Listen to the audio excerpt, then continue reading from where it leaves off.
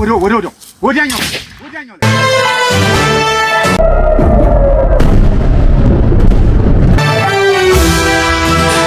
ሰላም ጤና ይስጥልኝ ውድ ቤተሰቦቻችን፣ ይህ ተራራው ሚዲያ ነው።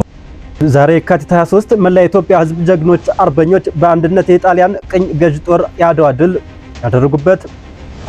ያደረጉበት በዓል እየተከበረ ይገኛል። ንጉሠ ነገሥት አጼ ምኒልክ የመሯቸው ኢትዮጵያውያን ጀግኖች ኢትዮጵያን የወረረ ጠላቶቻችን አድዋ ላይ መጥተው አሳፍረው አዋርደው አንገት አስደፍተው የመለሱት ልክ በዛሬው ዕለት ከ130 ዓመት በፊት ነበር። ተራራው ሚዲያም ለመላ ኢትዮጵያውያንና አፍሪካውያን ለ130ኛው የአድዋ ድል በዓል በሰላም አድርሳችሁ በማለት ፕሮግራማችንን እንጀምራለን።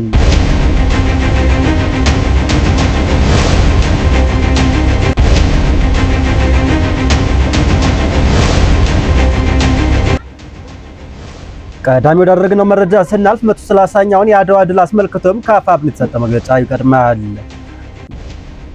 አፋብን በመግለጫውም አድዋ የነጻነት፣ የአንድነት፣ የአይበገሬነት፣ የራስ በቅነት ውጤት ነው። አድዋ ከጊዜያዊ ትርፍ ይልቅ የሀገርን ክብርና ነጻነት እንዲሁም ከፍርፋሪ ይልቅ ኩራትን፣ ከአጎብዳጅነት ይልቅ የሞራል ልዕልናን ያስቀደመ የአባቶቻችን የፈጸሙት ድንቅ ታሪክ ክስተት ነው ብሎታል።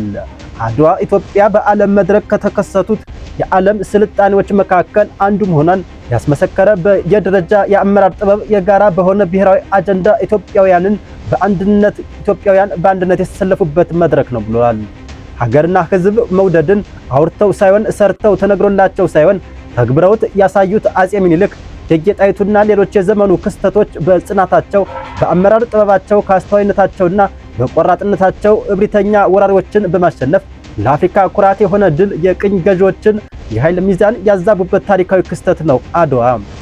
የኢትዮጵያን ብዝሃነት ከጭፍለቃ ያዳነው የአድዋ ድል ኢትዮጵያ በዓለም አቀፍ የፖለቲካ መድረክ ተሰሚነት ያላት ሀገር እንድትሆን ከማስቻሉ በላይ ለዓለም የዲፕሎማሲ ሕግ፣ የጋራ ደህንነትና በሉዓላዊነት ጣልቃ ያለመግባትን መርሆችን እንድታከብርም እንድታበረክት አድርጓል።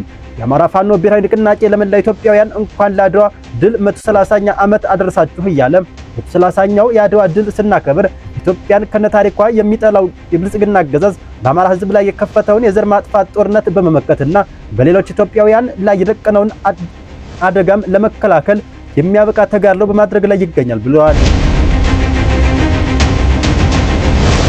ከአድዋ መንፈስ በተቃራኒ የተሰለፈው የአብይ አህመድ ቡድን የሀገሪቱ መከላከያ ተቋም አመራር ለአረብ ኤሚሬትስ በማስረከብ ኢትዮጵያውያንን በባዕዳን ወንበዴ በሀገራት ድሮንና ጀት በማስጨፍጨፍ ታሪክ ይቅር የማይለው አሳፋሪ ተግባር በመፈጸም ላይ ይገኛል ብለዋል። ባንዳነትን ከአረመኔያዊነት ጋር የተላበሰው የብልጽግና አገዛዝ በማስወገድ በሀገራችን ካልተነገረው የአረብ ኤሚሬትስ ቅኝ ግዛት ለማስለቀቅ በቁርጠኝነት የምንታገል መሆኑን በዚሁ አጋጣሚ እናረጋግጣለን ሲል አፋብን አስታውቋል።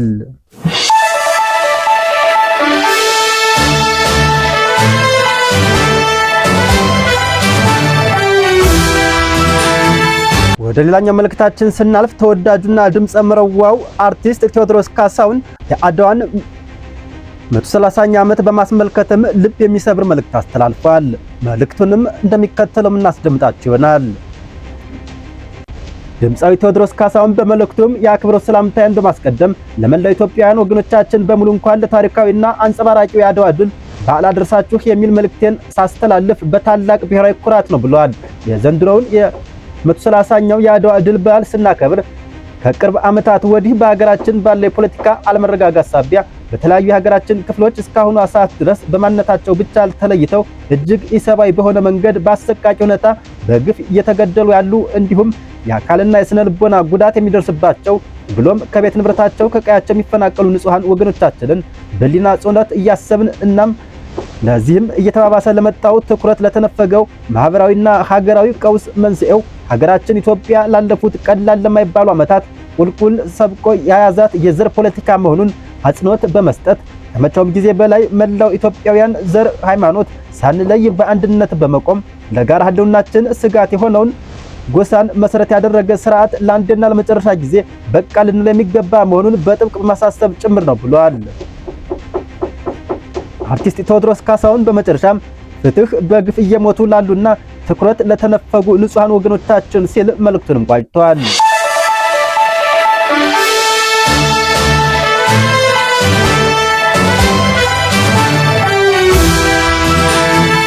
ወደ ሌላኛው አጭር መረጃ ስናልፍ የኢራኑን መሪ አያቶላ አሊ ኻሜኒ መገደል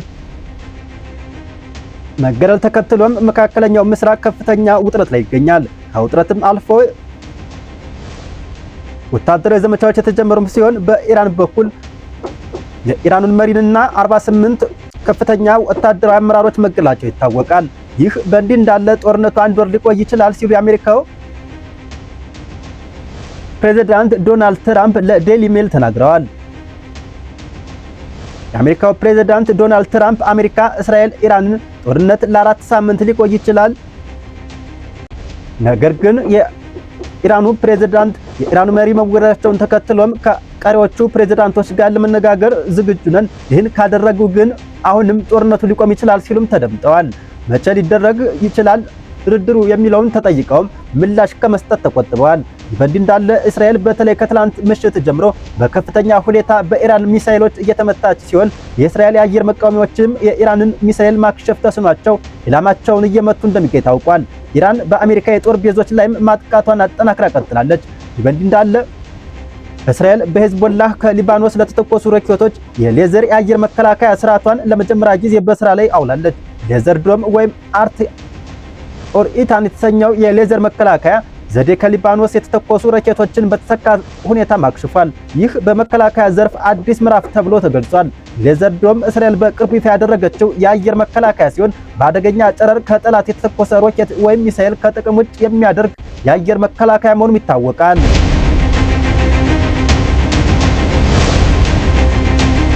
ዶናልድ ትራምፕ ከአዲሶቹ የኢራን መሪዎች ጋር ለመነጋገር ዝግጁ መሆናቸውን ቢገልጹም የኢራን ከፍተኛ ብሔራዊ ደህንነት ምክር ቤት ጸሐፊ አሊ ላርጃኒ ከዩናይትድ ስቴትስ ጋር የሚደረግ ድርድር የለም ሲሉ ለዶናልድ ትራምፕ ምላሽ ሰጥተዋል። አሜሪካ የሞቱትን የኢራን መንፈሳዊ መሪ አሊ ካሚኔን የሚተካቸው መሪ አዘጋጅተው የነበረ ቢሆንም ካሚኔን የሚተካቸዋል የተባለው መሪ በጥቃቱ ከካሚኔ ጋር ሞተዋል ተብሏል።